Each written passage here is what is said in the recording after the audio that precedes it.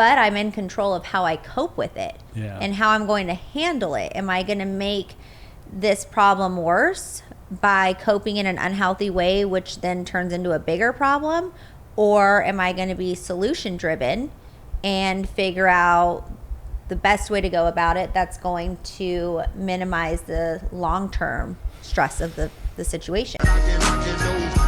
Jason LaChance, host of the Knocking Doors Down podcast. Of course, I'm an addiction recovery coach as well as a mental health advocate. And on this episode, it's sober now what? Coping. That's right. Some of us, it's a big challenge to cope in life when we seek sobriety. Heck, for anyone, it is a challenge to cope when we are dealing with some very challenging things in life.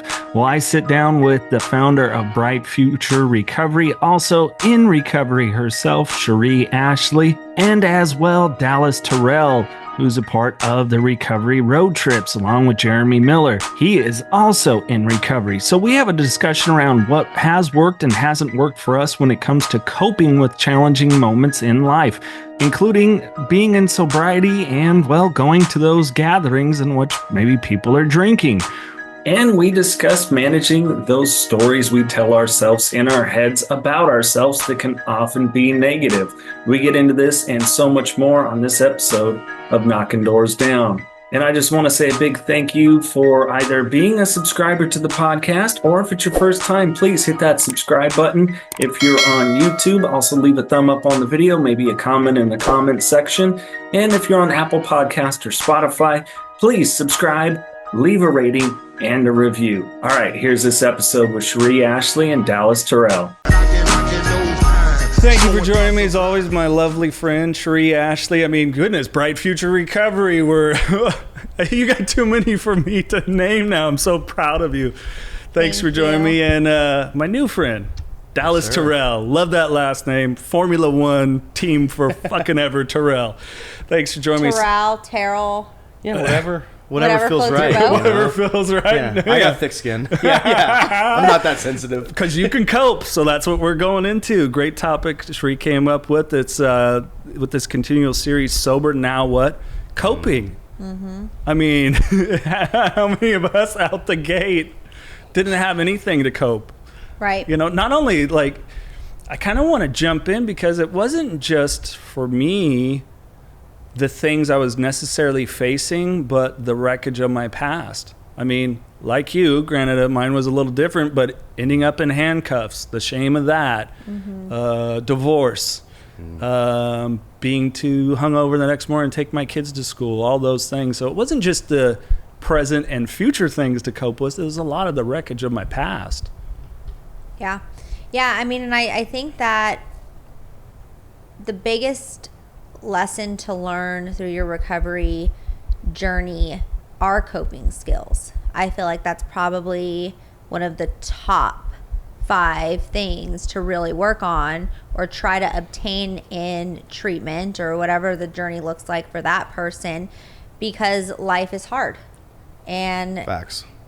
Curveballs are thrown at us all the time, whether we, and a lot of times it's stuff that we can't even, we didn't do it to ourselves. Like one thing with our addiction is like I could sit there and say, I kind of did that to myself a bit. I chose to use drugs. No one forced me to do them. Where if something really shitty in life happens, like I have zero control, but I'm in control of how I cope with it and how I'm going to handle it. Am I going to make this problem worse by coping in an unhealthy way, which then turns into a bigger problem? Or am I going to be solution driven and figure out the best way to go about it that's going to minimize the long-term stress of the situation? Right. Coping skills. I mean, yeah. I think for me, it's like first getting sober and like just learning how to not drink. Like that's just how to get through the day without the substance. And then you kind of get better at recognizing like what's coming up, and you get like aware of like, oh man, like I'm irritable and discontent and restless and hungry, angry, lonely, tired, whatever, which is just like normal life. Yeah. It's just normal life. But for us, we look at it as, this is a condition of my sobriety. It's Yeah. Because we haven't done real We life. haven't done it. Yeah. Yeah. We haven't done it. We whenever we started, we're like, I don't like that. Hungry, angry, lonely, tired, discontent, reckless, whatever it is, we didn't like it. Yeah. And so we just use drugs and alcohol to it goes away. Yeah. But most people, the human experience is very generic. Emotionally, we're all kind of going through it all. So I think for me, it's figuring out what you're coping for. What is it? For me, certain things are way easier and certain things are way harder. Character defects, character defenses, whatever you want to call them. But for me, I had to learn how to cope with overthinking, ADHD, being impulsive. And if I didn't cope with them, then negative things would happen, even in my sobriety. Yeah. And so it's this crazy journey that I feel is also very seasonal. The seasons change, and my whatever activates me or whatever I'm coping with is always different. I know for me, money's a big thing. I look at my bank account, it's not where I need to be. Stress, anxiety, fear, worry. And that's hard to cope with at times. That lands with me because I forget who I was talking to. We're here at this wonderful conference, Emergence, put on by TJ Woodward last night about that my biggest fear is after my divorce, there was a period where when I was getting sober, not working recovery, I just wasn't drinking. Nice. I was really that's all I need to do is not drink. And then it was a thing wow, I better find some work. Otherwise, I'm not going to be able to pay these bills and I'm out on the street. And to me, that is still the thing. It's not a lot of money, but for once I have a safety net. Okay, if I lost all income, I'd be okay for 3 months and I'm sure I can find work. But even then, it's that's not enough. That fear of, at the time, they were my babies. They were little, not having a house and this safe neighborhood that I'm in and all that. It still is a driver. It is an obsessive thought that 2 a.m, why am I still fucking working? I could do this tomorrow. I could be asleep. Well, no, I need to show and prove to these people that I bring my value so that they don't ever, that I'm not part of that red line. Mm-hmm. It's tough. Cut list. Yeah. Well, and I think that's what I'm loving too about this conference is being authentic and okay with saying how you feel. Mm-hmm. Even for us who work in this field, I feel there's a lot of pressure. Not that we have to be perfect, but it's almost we have to be perfect and people are waiting for the mistake and they're waiting for the flaw so they can be oh, well, look at what she did. Or, well, she did this too. Where it's well, I'm human. I'm going to make mistakes. We all are still learning. But how is it that on a day-to-day basis am I living my life? And if I go home and I am upset and I am stressed out and I raise my voice, I can say, I am sorry for that. I'm stressed out. And acknowledge that maybe I'm in the wrong. Where before, so used to being the one who was the victim.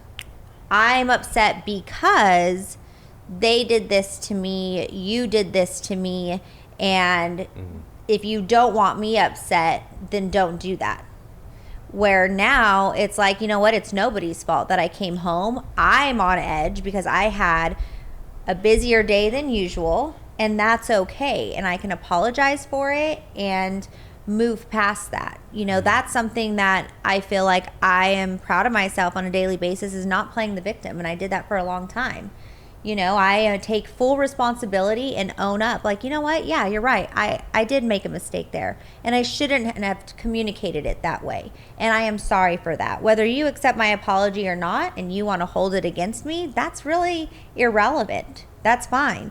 But I'm going to do my part, and that goes back into being authentic and being able to show our clients that you don't have to get sober and become perfect. You don't have to have all the perfect coping skills and you have no room for mistakes. You're going to be human, but how are you going to do it in a healthy way? Yeah. How are you going to take responsibility for when you are wrong? How are you going to have ownership of those mistakes? And how are you going to handle that situation and cope in a healthy way of communication?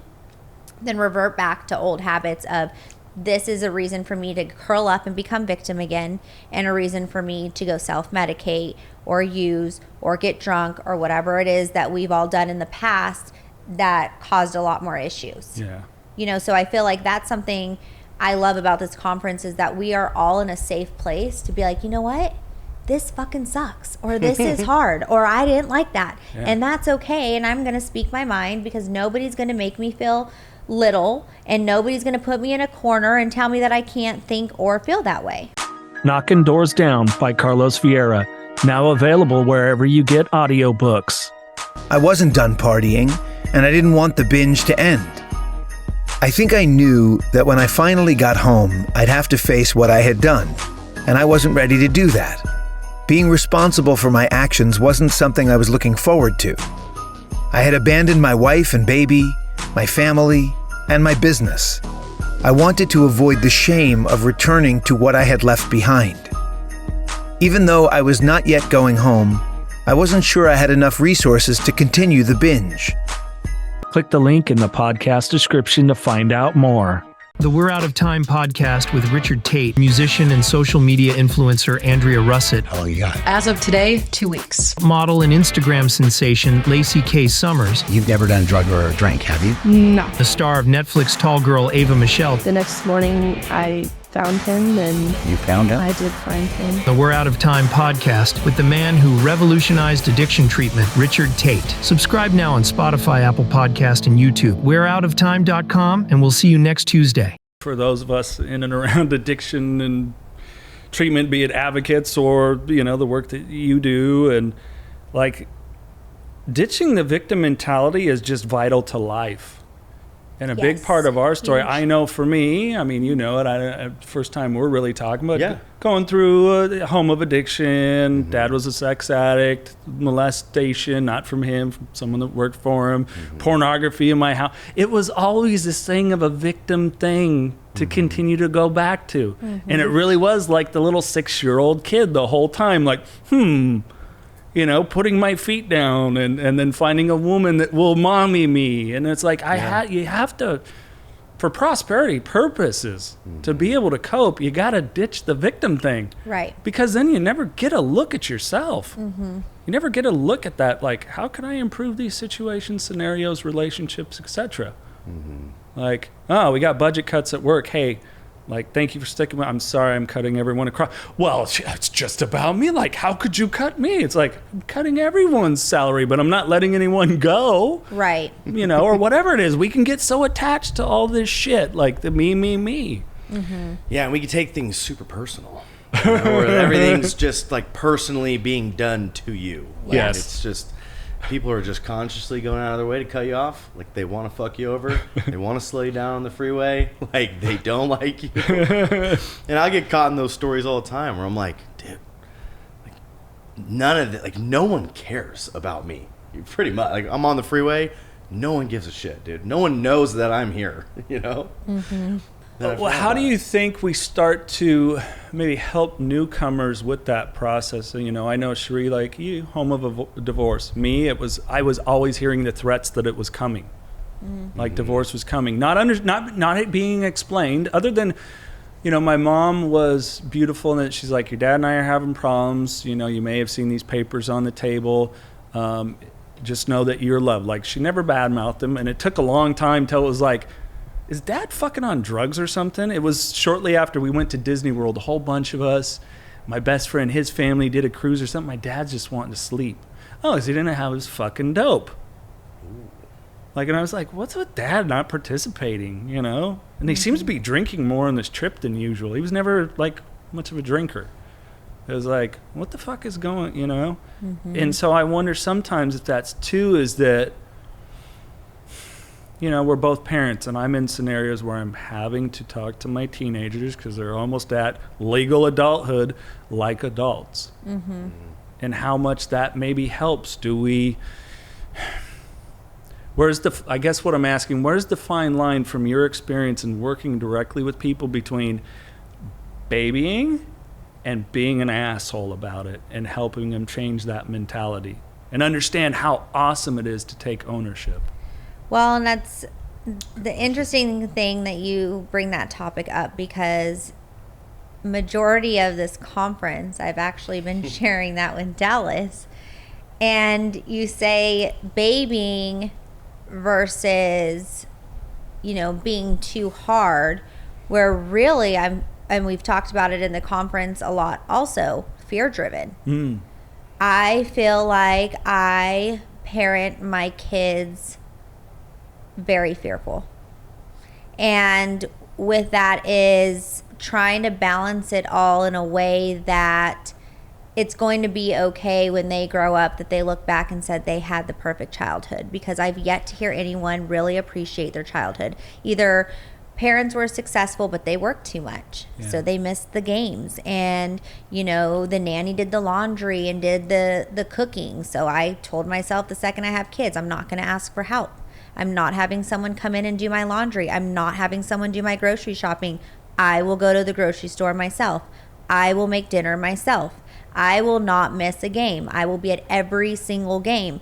And then goes into the heaviness of our careers and our job, of seeing the amount of trauma that comes through the doors, and conferences like this of a room full of beautiful professionals who have overcame some very serious stuff, such as yourself. You're a dear friend of mine, and your story scared the crap out of me when I started learning your childhood, because I'm like, oh my God, what if that's happening to my kid and I don't know? I am so fear driven, and the questions, and I'm constantly make sure your friends don't grab you. Make sure you use your voice. Make sure you know to say no. Make sure you know how to say stop. Where my husband has to say, Cheree, they're okay. If you push too hard, you're going to make it worse on them. Because this is something they're not exposed to, that I hope, right? But again, here comes the fear of what if it's happening and I don't know? Yeah. And I live every single day in fear, and I come to conferences like this, and then it just sticks to me, and then I lose sleep over it, and then I start playing all these scenarios in my head, oh my gosh, I'm gonna be the worst parent in the world if one day they grow up and they tell me this happened to me, and Mom, you had no idea. I don't know how I could even live with that. So I'm trying to learn better coping skills as a mom, to be okay with being just the parent that I am, knowing that I'm doing my best, and I'm not going to be the perfect parent, and I can't protect them from everything, and not to parent out of fear of not being the perfect parent. Let's explain the feelings.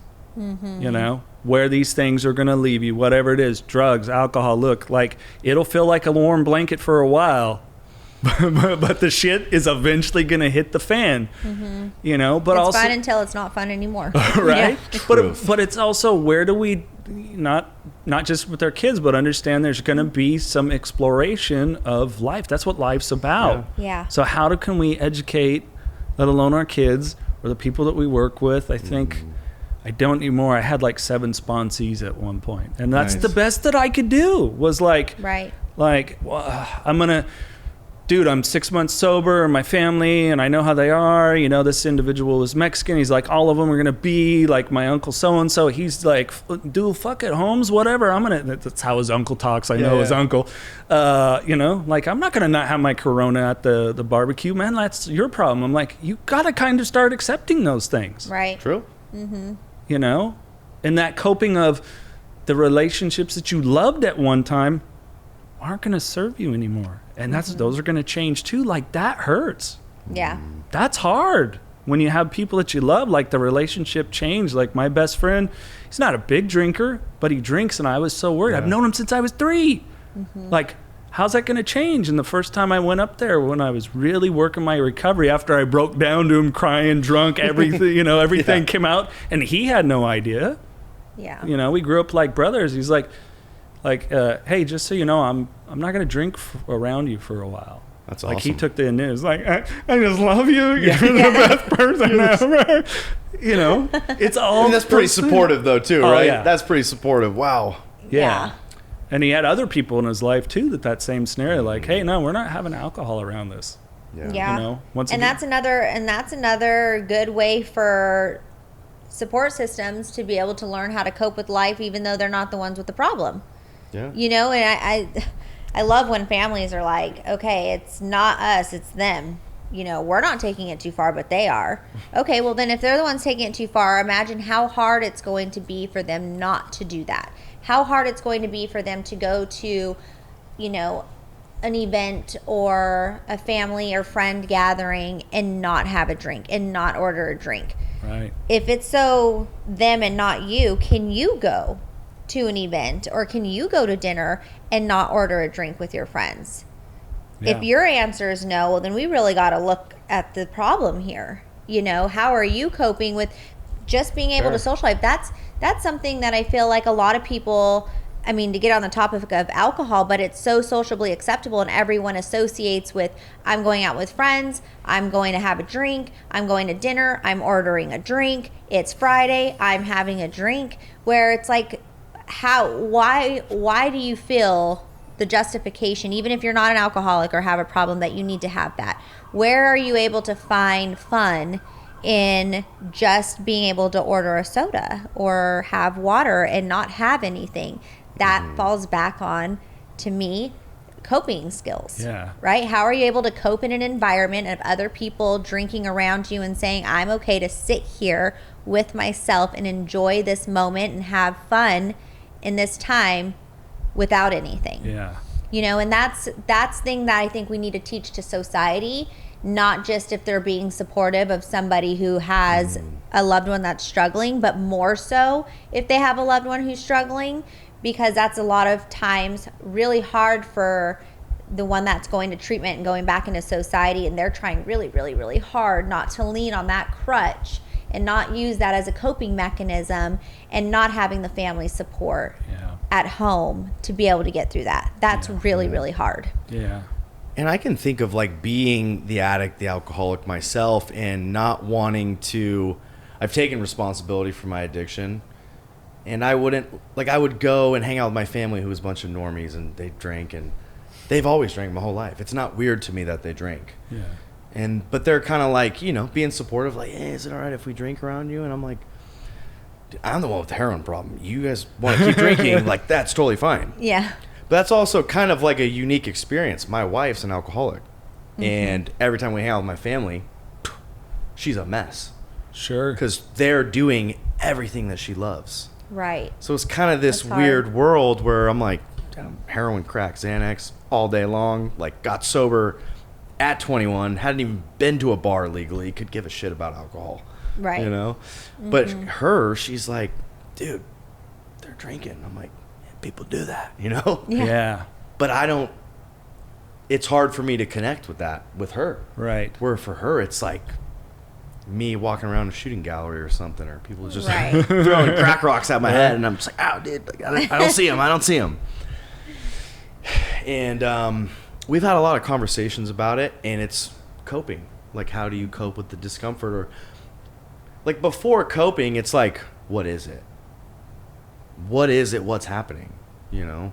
And I don't want to speak for her, but I think most of the time it's like FOMO. It's like she has this like fear of missing out. Like, they're having fun, I'm not. And so that's the realization, like, oh man, I'm not having fun right now. And then if you're not having fun, what can we do to have fun? And it's like, so it's so nuanced, like, how to cope, because we're all so different, and our problems are so different, and our substances of choices are so different, that for me, I feel like it's like hard to speak to it unless it's like specific.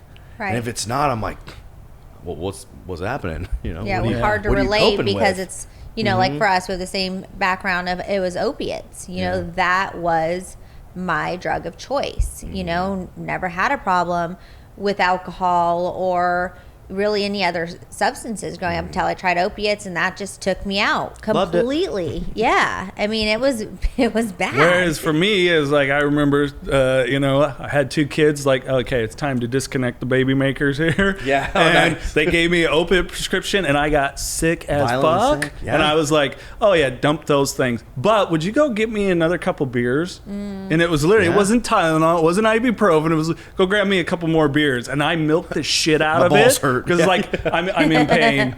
And it was Yeah. really looking back, like, I could have been back at work in 20 minutes. The excuse Right. was, I'm home. You've co-signed the bullshit that I'm in pain so much. I personally wasn't. I'm not saying any other man. It's not like giving birth, okay? Like, guys, it's not, Yeah, you know. come on, guys. People come make on. that correlation. Oh, they do. And Really? it's so, like, Oh yeah, I've never heard that. I had a buddy, he was No like, I've sympathy. never heard that. No sympathy over here. Yeah, none. Like, I had a buddy, he's like, well, I can't do that. I'm like, oh my God, your wife has given birth to 3 children and you're nervous because some older lady has to make sure you shave your nuts right. And it's a couple of shots. Are they uncomfortable? Like, dude, you have a mouthful of fillings. Like, those shots in your mouth are worse than that. Yeah. Oh You know, it's my like, fucking, goodness. like, dude, come on. Have you dug into the archives of past Knockin' Doors Down podcast episodes? The Knockin' Doors Down podcast archive is available to you for free. Check it out. Here's a snippet from when Charlie Sheen was on the podcast. I think shame and people pleasing are completely interwoven. Absolutely. I agree 100% because I know I greatly struggled with that. Still do at times. Right. And what is shame really? It's us writing a story about how someone's going to interpret or judge us with us having no idea what the outcome of the next moment is. This episode and so many more in the Knockin' Doors Down archive. And while you're at it, hit that subscribe button, give this video a thumb up, leave a comment, and share with somebody else that you know will get value out of the Knockin' Doors Down podcast. Have you heard the one where it's like, I As we know segue. being kicked in the nuts hurts more than having a child? Because some people have multiple childs. I've never asked to be kicked in the nuts again, or like something like that. It's like, it's silly, dude. Silly. Where was I going with that? Oh, Yeah, sorry. So like like things that become. It was actually on your podcast, Hope to Hustle. That God, was it Ryan? Right, that Niners fan. Matt. Matt, thank you. That like his story landed with me so much because my girlfriend and I, like, one of our early dates was going to see Kiss.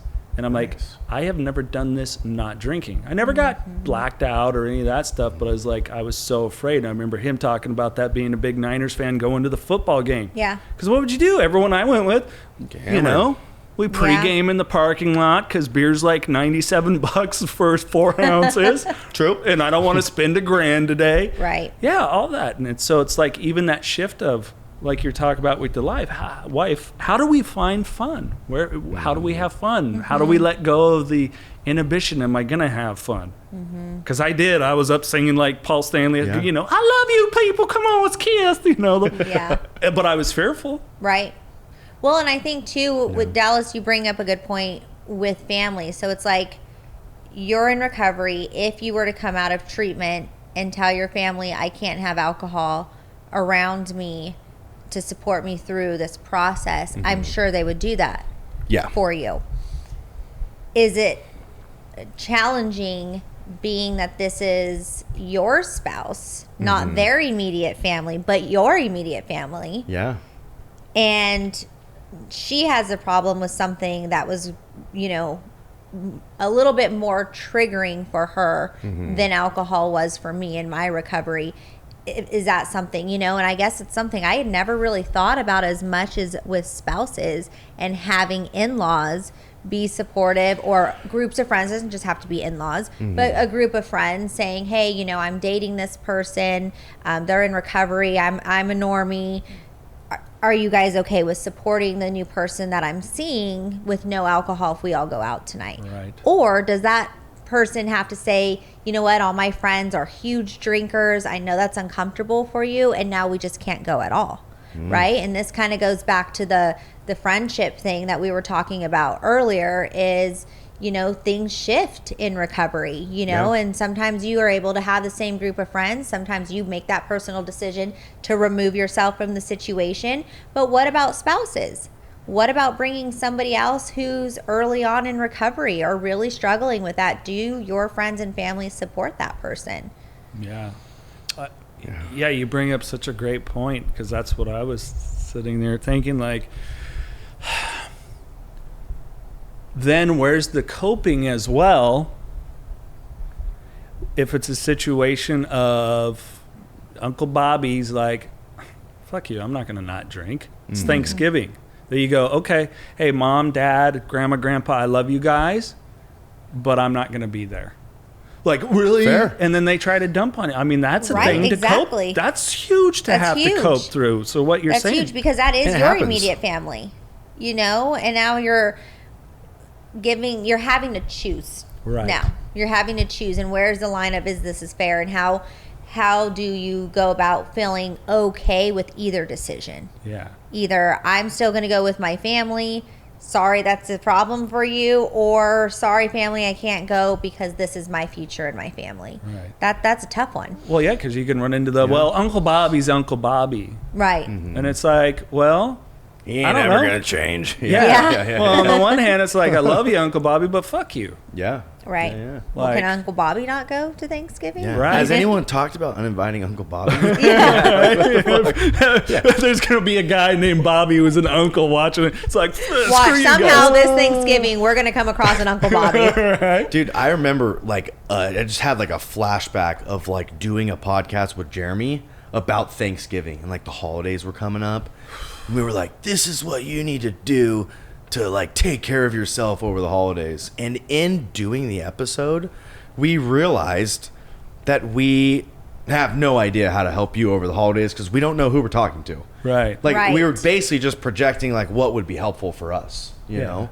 And I remember we were like, dude, I don't really know like what we created back there, but I feel very confused, you know? Yeah. And we were like trying to think of just like some general like ideas for the holidays. And when you guys were talking about like, what do you do? Like, do you go? Do you not go? Do you ask Uncle Bobby to not drink so that your spouse doesn't drink? And I've been in some version of, I feel like all of those situations where we didn't go, or I did ask, or she didn't go and I went, or she didn't want to go so bad and they didn't want to stop so that we just didn't go. And I think underneath all of that is just, as the addict, as the alcoholic, as the human, knowing like what support you need and how to ask for it. And most of the time, people are pretty receptive to like supporting you. Most people want to support you if it's, you know, logical or rational or fair, or not extremely inconvenient. So that's kind of what I was realizing. Like when I would ask for support or say, hey, it would be helpful if this was like this, like, and just kind of approach it, not like, hey, we don't drink, so fuck you, you can't drink. Right. And people don't respond well to that, you know. And maybe what advice, because we technically are coming up on the holidays. Yeah, as of the release of this, it's right Yeah. around the corner. Holiday season's coming. I mean, I guess just to keep it in simple form, if somebody needed to have a takeaway from this with the holidays, is to think about boundaries and compromises. True. Where are you going to compromise around the holidays, and what boundaries are you going to set for yourself and your loved ones? You know, maybe you go, but you're going to make an appearance earlier on in the evening, say hello, Merry Christmas, Happy Holidays, and leave. There's a compromise, but there's also a boundary. You know, so thinking of what that is for yourself, because everybody's situation's so different. Yeah, knowing your out's Yeah. big. Like of any scenario. Like We're people know planning that the now. out. Hey, I love showing up to a party. It's fun, whatever. But once people start slurring, and it's like, Dude, I'm out. like, yeah, most of the people that I Right. care about, if it's, you know, depending on who it is, they know that in advance. It's like, okay, yeah, we get it, man. Like, I'm out. Like, I have no desire to be around it. Like, there's nothing funny to me about it. Like, you know, you all can call me tomorrow when you need your No hard Tylenol. feelings, but I'm out. Yeah. I'm just, Yeah. for me, I'm out. Yeah. Like, at that point. Is that your line? I'm curious for you guys. Like my line, I mean, no drugs. Like I can't think of a time where I'm just like hanging out with people that are like blowing coke or crazy. But for the most part, it's like people that are like smoking pot or drinking. That's like, I'll run into that with family and friends or people in public and stuff. My line, I have no problem with people doing it. I have problems when I see people change, especially if I know them. Like if they change, good or bad, they become funnier or they become angrier. Like when I notice that this person is different than they once were, to me it's like this huge, like, I don't agree want with it. that. I don't know. What about you Yeah. guys? Yeah, I honestly, I think that's a relationship thing too, maybe a little bit. Whether it's a close friend, family, spouse, whoever, when you know somebody so well of who they are with no substances, and you see that shift, good or bad, more loving, more happy because of a substance, or more angry because of a substance, and you just wanting to go back in the middle. Like, I like just this person, you know? And why are you only more loving or more happy because of this? Is that what you need to be happy or loving with me or us or whoever's around? Oh, wow. Yeah. That's a hard one. Here's one, and it doesn't sound like you, Faye, but that dating sober, being around, I was dating someone. Subsequently, this was before my slip-up, relapse, whatever you want to call it. And then I would notice, like, you're being more forward sexually. Like, I don't like that. And Sober? Or like me sober, them not. Them starting to drink, like thinking, I could date a drinker. And then them being mad because I rejected, because I'm like, whoa, my perspective, I know how my sexuality's been. Being messed up, they went hand in hand. Like there was a like a large period of time, near a decade, where those two things always were hand in hand, never without. So I'm sorry, and then that big rejection thing, and then we have a problem in our relationship. And why are you rejecting me? I'm not attracted. You know, all these things. Like, no, to me, it hits every one of those emotions that makes me feel gross about my sexuality. Right. You know, and that's tough. Like, I know people that have gotten sober and having some, I'm like, how did you navigate that? And some people, they're fine with it. But for me... Or they know no different. There's a lot of people, too, that maybe just truly... How do I say it? I mean, they merged into that. You know, maybe they never had a problem. They just choose not to. You know, there's also that choice. I know a lot of people who don't drink because they just don't drink. They don't. They're not that. They're in recovery. They never even had a problem. There's not just sober or Mormons. There's people that just don't drink too. There's people who just don't, and their spouse does, and that's okay. But then there's a level of, you know, awareness that we have because we've taken it too far or have done things that we're not proud of, and so we're very cautious or aware of that. So now, seeing somebody else in that mirror, it's hard, right? We just come from it's hard. That's a challenging thing, to whether two people are in recovery or you've got one that's normal, and you know, or you're talking even just to normies in general who aren't, neither one of them have a problem, but not taking it too far that it's becoming disruptive in that relationship or people around them. You know what I mean? Yeah. I mean, that's a whole other topic that you can go down for sure. We might have to do that one time. I got this buddy of mine who's been on, Ken Middleton, and his book and work is just not the problem drinker per se, but the people that have had problems associated with the drinking. Literally, him and his wife, they split up because they got in a fight when they were drinking, and then they didn't have the coping skills to resolve it. Oh, wow. And then it was like, we're just not going to drink anymore. They wouldn't consider themselves substance abusers or full-blown alcoholics or anything, but it was like, it disrupted everything. Right. Yeah. You know, That's true. Usually does. Well, it's like talking to a client coming in and they're messed up. Like, you're not going to get through to them. Right. And that's kind of what I've been hearing too, like in me bringing up the, like, where's our line? Like when people change. And it's like, yes, maybe people change, but a lot of my experience too is like when people are under the influence, like they're not receptive to anything, to input from the outside, good or bad, you know? And I was kind of thinking in your story with like the girl being sexually forward and you just reiterating what she already knew. Yeah. But now it wasn't okay, you know, kind of thing where like, if you told me that tomorrow, I'd be like, yeah, I remember you saying that. You know, you call me in a month, like, oh, yeah, I remember you saying that. Like, and you're just kind of going to get this, like, kind of this dude right in the middle. Like, you're going to get this thing you can kind of, like, count on. Yeah. And I feel like that in recovery. Like, I think that's a level of healing, too. Because even if you're not trying to talk to someone completely under the influence, I mean, we can take even clients or that person trying to bring it up to them a week later. If they're not ready to hear it, address it, acknowledge it, or change it, they're going to react. Yeah. They're going to react the same way as if you were talking to them while they were under the influence. They're not hearing you.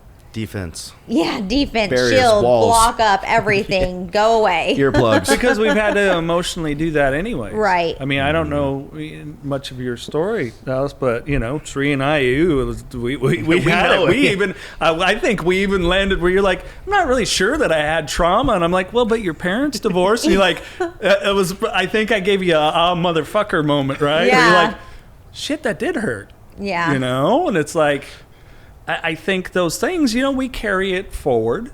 We carry a lot of it forward. So it's like even coping with that. Is this an external of me thing going on, or is this an inside me, my story that I tell me about me that I remain attached to? Yeah, which I loved what Erica said earlier today on the panel. She had mentioned getting to a place of comfort and being okay with what is good for you, what's comfortable for you, what you need, and being okay with them having their opinion about the way that you're living and can say whatever they want and do as they please and not let it affect you. Right. That was a huge takeaway because I'm such a people pleaser. I have a huge heart and I want to give. And the second somebody's thinking negatively, I'm like, why? Oh my gosh, what do I need to change? No, I don't need to change anything. Yeah. I don't need to change anything. Someone is always going to have their own opinion, whether good or bad about you. And that is okay. What about okay with that? Because I've seen it happen with you. What about then when taken advantage of? Because you are kind, loving, giving. And I've seen it. Oh, it happens. Yeah. And then get punched. Yeah. I mean, that's a hard thing to cope with too. It is a really hard thing to cope with. And I feel like I'm still working on that. And I can say that proudly that I'm constantly trying to work on myself to be a better version of myself and a better person all the time, because I can also react if I am hurt and put my own shield up. And learning to just be okay with, it is what it is. What can I take from this? Walk away, learn from it. But that is a hard one. Being taken advantage of has happened numerous times, and I don't really know how to stop it. Right. Yeah. I didn't know it was happening. What about with you? Like situations where it's I mean, I've had it with like sponsees and stuff, and even I'd say the main thing is trust being broken. Like, oh yeah, no, all right, you say you can do it. Like, hey, I'm here putting faith in you. I trust you. Right. That's it, right? It's like it becomes harder to trust. And it's like we're all adults enough to know that you can't trust everybody. And it's like, okay, well, you do trust some people, and some people will fuck you over, and some people won't. And like you said, it's hard to know who that is. We kind of think we know. But yeah, I mean, I definitely have been screwed over. Me and Jeremy had a videography company before working at Bright Future. And there's people that didn't pay us for 6 months and didn't like the work that we did and never used it and never communicated. We, did all this stuff for them and then gave them all this stuff, and they never responded back to any of the work. And it's like, hey, if you don't like it, let us know. We'll fix it. Nothing. Like, we don't know if they liked it. We don't know if they hated it. It's almost worse. They didn't even use it. Yeah, it was like being ghosted. Where me and Jeremy were like, dude, if you don't like it, like, we would have loved to be like, yo, this shit sucks. Like, that would have been better. Yeah, please tell me why. Like, I want to improve. Right, yeah. Like we've been doing this for 6 months. Like, and how do you cope with that? How do you cope with being ghosted in such hard work and pride that you take in your job for somebody else not to see the value in that? How do you cope with something like that? Well, so our answer was like, fuck it. No, I'm just kidding. Well, that was our first one. Like, fuck it, they paid us. Fuck it, fuck you, fuck off. Yeah, that's less work. That was like surface, like, fuck them, less work. Or like, but underneath it, like, it hurt. Yeah. But we also like valued what we had co-created together. Yeah. And so what hurt more than the ghosting was that the content died. Like, it went nowhere. And the content, you guys would know this, but was to help other people find treatment. Right. So them not responding to us was like our mission of creating content that helped people find recovery is like people dying. Like that's what happens if these things don't get out. Like, so we were just hurt, you know? Yeah. And I think it was also a learning experience. Business is cutthroat. Like, we're like, yeah, dude, we're love and light and happy dudes, just want to do business. And there's some people that are just like cutthroat, you know? Yeah. Mm-hmm. Why don't you pay us? Fuck you. Especially us creatives. Yep. We just think like that. And for me, it goes back a lot to the attachment of story. I was doing some stuff for a gentleman recently, and it's just kind of his strategy shifted. And it very much was like, okay, for me to cope through this, I've got to fight through the story about I'm going to be out on the fucking street. Like, it wasn't that. It was like, come on, it's like $150 a month or something, or a week or something like that. It's like $150 a week. Yeah. And it was like, his budget tightened. He shifted with work, spending more time with his family. Okay. Yeah. Like, pretty fair. This isn't about you, by the way, in case you're sitting thinking that. I was but I'm just thinking communication. Yeah. You know, being able to communicate with someone versus just leaving them in the dust. Like, that's one thing I try to always take into consideration is these are things that other people might be dependent on, you know, and just being able to have like, hey, I am having, you know, a hard time, or I'm having to pick and choose like where I'm going to put either my time or my finances or whatever it is. And it's nothing personal. This is just for me personally, what I need to do for myself. And I want to give you notice or whatever it might be, but we don't get that in return. Yes. And it's like, again, it's how we treat other people, right? We don't get that in return. And what can you really do about it when it's like, oh, well, that stung, that hurt. Yeah, and being on the again, thank you for always communicating. Yeah. So, and being on, she's great at it, and paying bills. Yeah.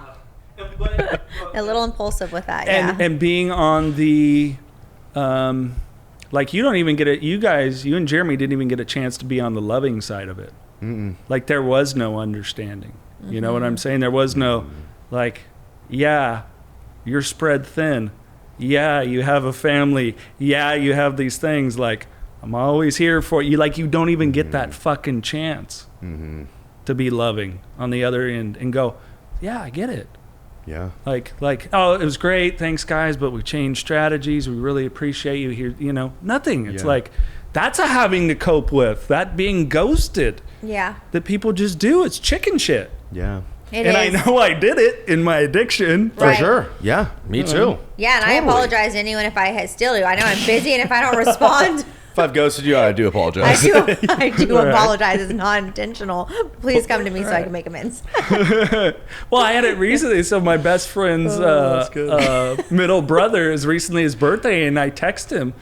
You know, hardworking guy, owns his own business and, heavy machinery and all this. And I know he's busy, and he didn't respond. I was like, look, I put the love out there. He got back to me like 3 weeks later. Yeah. And he's like, man, I'm so, dude, I know your life. Like, it's fucking okay. Yeah. Like, I love you. I miss you. It's all good, man. Yeah. Happy birthday. I wanted you to get it. Yeah. Happy birthday. Intention's a huge part of coping. For sure. Yeah. Definitely. 100%. Yeah. Yeah. It's just good stuff, man. I mean, all of these things, it's kind of like, the more I think about like, oh, let's talk about like sobriety and recovery. Like, it's funny because it's just life. You know, like we're talking about all these. We struggled so bad, huh? We're just trying to learn to live step again. zero. We were at step zero. Everyone else negative. On step we were one. Like in the negative. We're like, dude, but we have to start at zero. Yeah. Which is like, there's this thing called life, and it happens. And we're like, fuck, we didn't know that. Yeah, we didn't know that. How do you guys deal with that? How do you guys deal with that? Which is why I say somebody who has dealt with addiction and who have stared death in the face and has started at zero. I'm sorry. I mean, everyone goes through stuff, and I am the first person to hug you through anything and say, I'm sorry what you're going through. But holy shit, that's one badass person. If you can come from the bottom and climb your way up and be able to go back where life takes you down a few notches, not all the way down to zero, but a few notches, and cope with it, because that's really, really hard. Life is hard. You know, I've gone through loss, and I've gone through all the things, you know, and it's hard. And cancer and family and all the things, but to be at 0 and staring death where it's like there is nothing less than this other than I'm done, you know? And now there's hurt upon my family. Like, if you can rise above that, it's like, damn, I really commend people for that shit, because that's hard. And it's amazing. Yeah. Like, we have a pretty cool job now. Yeah, I mean, we may had to, you know, go through some struggles just to get the basics of life like other people got already without having to go as far off the path as we did. But here we are with a bigger understanding, with more heart to give than most people who don't understand it, because we just get it. We just understand. Yeah. And it's resilience. Like, that's what that is. Like, to go from 0 to hero. Like, zero to hero. I like that, Dal. That's a good one. I didn't coin that, that's for sure. But to get there is like, in there is like resilience. Yeah. You know, and I think, I mean, I don't know. I think everyone either builds resilience or does not. Has like the lack of resilience, which is giving up, fear, stuff like that. Yeah, I still struggle with it at times. Me too. I still do. Yeah. It was I'm sometimes resilient. Yeah. Well, like the awesome lady today, she was talking about it, right? Resilience. Yeah, and she was that really knowing your worth. Like seriously, I don't know that we've had this, but in recent history, you're one of the people, and I mean this with all my heart, that showed me my worth when it comes to what I do. Oh, yeah, you're worth it. I was like, like, oh my fucking God, like, you know, like, finally. And that knowing, and no offense to the profession, I chose it, but radio isn't exactly the let's get million. Not everybody's Howard Stern income, right? And it's really taken me a lot more work to shift to, like, I've not only done the 10,000 hours, I've probably done the 100,000 hours. Like, yeah, dude, I know what it is. I know what my abilities are. I know what my value is, and I'm not gonna, you know. I'm not going to settle. I'm not going to work on things that aren't it. Like, I've gotten to the point where I can say no. Yeah, that's which awesome, plays into that story of, if I don't do this, I'm going to end up out on the streets real quick. Right. And that's like the tricky part about business, is because at some point you need it. Like, you need the things to be secure, but you don't want to compromise here and there and left and right. But sometimes you have to make it's a it dance. Work. Yeah. The dance is strange. The dance is strange. It can be done, and I think we are doing it. But I can acknowledge how hard the dance is. Yeah. When Jeremy and I started Rehab Road Trips, we didn't want to film bad programs. And they're like, oh, we're not going to film bad programs. We only want to lift the good ones up. And the way of like calling out the bad ones was by lifting the good ones up. For the record, we filmed BFR twice. And but in that, like, there was a time where we didn't get any leads for like 2 months, and we were just like busting ass on these projects, and we got like a middle of the road program. It's like, hey dude, $6,000, come film us. And we were like, well, should we do it? Can we make them look good? But that's not honest. Right. I think we settled for like headshots, you know, like, which was Jeremy's idea. It's like, well, maybe there's some money on the table, right? But we don't need to do like our thing. Like, we're not going to interview the staff and do all these things and put it on their website. Let's just get them like real estate photos, because they need it, and that's fine. Yeah. So we kind of met in the middle, but it was like very polarized. Like, I was like, sure, I don't want to work with them, and he was like, I'm fucking broke. Yeah. He's like, I need you, you know, and I'm like, well, let's examine it, you know, and refresh, you know. So it's, I don't know how we got there, but here we are. Well, they were talking about that too, which is true with insurance. You know, it's like the money piece. If we were able to run treatment, just good treatment, and money was not a factor of who paid for it, whether it was private, family, we just were, what does it take to run this company for how many? The best possible treatment. The best possible treatment, how you want to run it, what you know is going to work, and this is the month that you know, the government's paying for this. Treatment would look so much different. Sure. We'd be spending so much more time in a group or a session or an experiential outing than, okay, carve aside 2 hours of your shift to make sure your documentation is on point, you know? because that's what we need to be able to pay the bills for insurance to justify their payment to us, even though they've already given us the authorization. That's just one step. Now collecting is a whole other step. And it is ridiculous. And that really resonated with me today because it is so true. We are not able to provide the healing work that we know it takes to get to where we are today because other people are factoring in how we're going to do our treatment. Yeah. Right. That don't know shit. That don't know anything about it. For all we know, we're getting the authorization and claims from somebody in China. Yeah. They're like You know? accountants. They're like accountants that are just monitoring an account and just trying to give as little away as possible. Yeah. Here's a good example. I need a crown real bad. Going to the dentist recently. Are you in pain? No, I usually don't experience dental pain. And they're like, yeah, we can see this crack. It's going below the gum line. This needs to be done. Send it into insurance. Their response is, do you have any, we can see that the crack is below the gum line that would require a crown. Did you do any other testing to prove this? It's like, you just fucking said you see the crown. And it's like, I can't imagine what you deal with.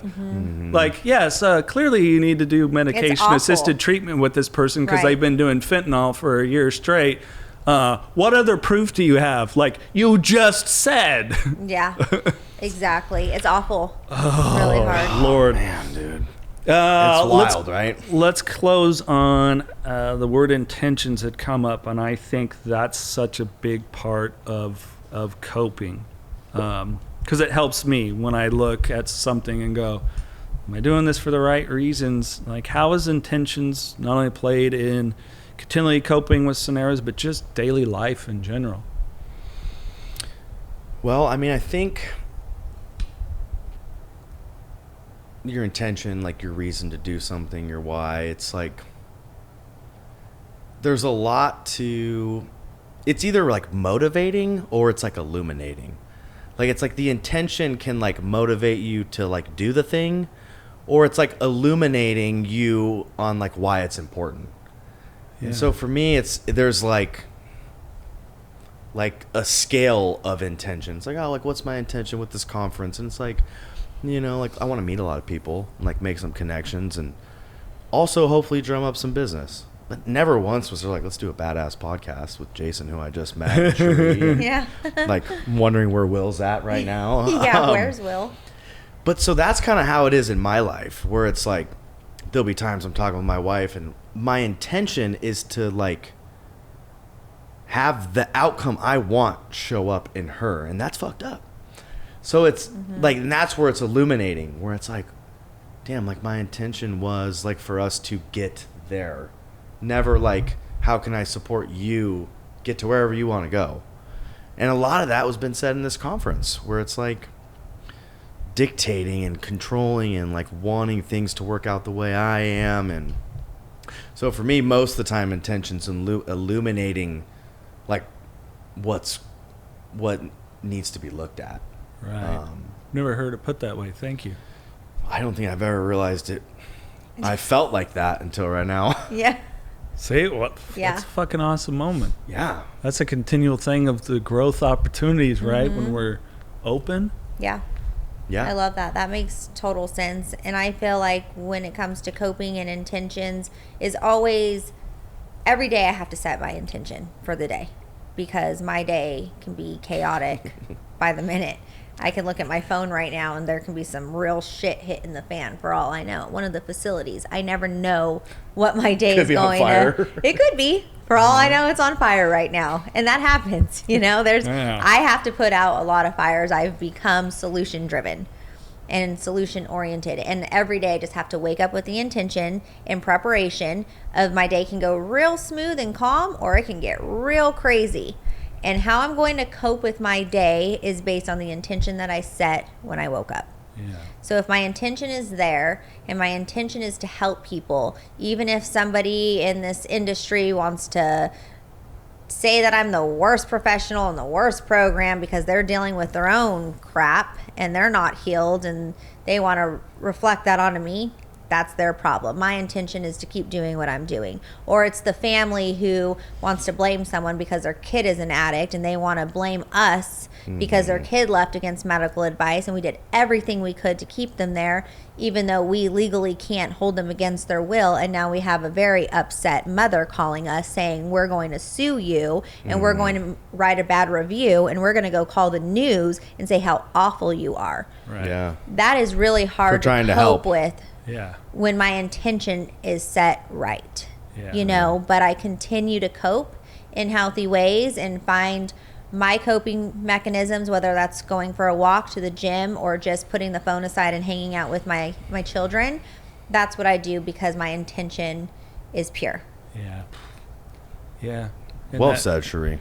Exactly. And I think, close on that, and I think that's the thing that's oftentimes hard for me to remember. What was the intent behind it? Maybe it did upset somebody. Maybe it triggered something. I don't know. Yeah.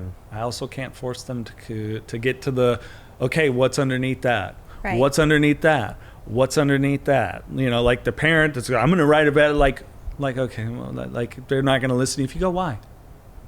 What are you afraid of? Like, what's the fear? What's the anger? Like, if you eventually get below it, it's like, I love my kid and I don't want them to die, but at the same time, I don't know how to take my responsibility for my part, and they're Right. never going to do that. It's always out here. I don't want it to be my fault. I don't want it to be their fault. It's Cheree's fault. It's got to be your fault. Yeah. Sorry. So for me, it's a lot of like, I want to look inside first. Like I still get, we had such an awesome time last night for, people watching, listening. We went to dinner and amazing people, and I get back to the room. I'm like, I overtalked. I was saying things I shouldn't have. I was, like all this. And then people I had so much fun with you at dinner. None of them came up and went, the thing that I thought was Jason, so stupid. you talked way too much last night. Thank you. I love you for that. I didn't even hear you talk. I came back to my room saying, damn, I was on the other end of the table from... I didn't even talk to Jason. I didn't even talk to Jason. Oh, shit. See how that works? We're all See like how that, that I works? guess. Yeah. I got back to my room and I was like, I don't want to talk to Will. I have talked too much today. I'm done talking. And then Will's like, what's up, dude? I'm like, fuck.